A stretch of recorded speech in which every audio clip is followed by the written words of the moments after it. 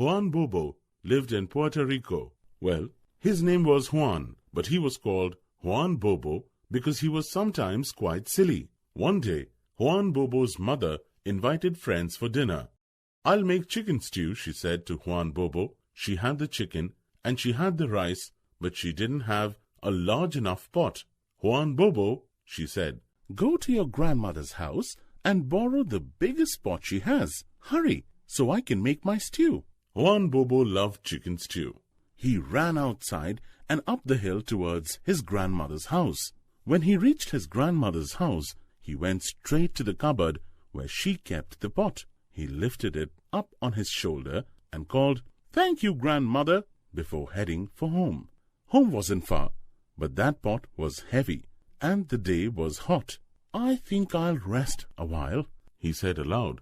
So he stopped and put that pot on the ground. Suddenly he noticed those 3 legs. "Hey," he said, "you have 3 legs and I have only 2. Why should I carry you? You lazy pot," he said. "Why don't you walk on your own? Come, we'll race to my house. But since I have just 2 legs and you have 3, I'll take a head start." The pot seemed to be staring back at him. "It's easy. The house is just downhill and round the corner," he said, nodding at the pot. He was sure it understood his directions.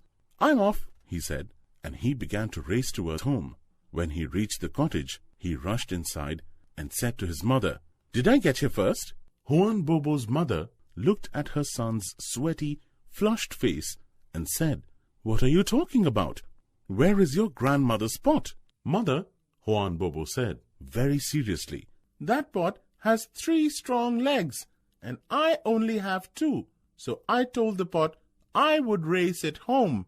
Juan Bobo's mother shook her head. "Oh, Juan Bobo, don't you know pots can't walk on their own? You go back and get that pot right now, or you'll have no stew at all." Juan Bobo ran back up the hill and found the pot right where he had left it. "Lazy pot," he shouted. "Now I'm in trouble with my mother, and I may not have dinner tonight. You have one more chance. Get going down the hill." Naturally, the pot just sat there, staring at poor Juan Bobo. And this made the boy angry. So Juan Bobo kicked the pot. It tipped over on its side and began to roll down the hill. "That's right," Juan Bobo cried, overjoyed that at last the pot was on its way home. And so the pot and Juan Bobo reached home. Juan Bobo was very happy that night as he ate the delicious chicken stew his mother had cooked inside that pot.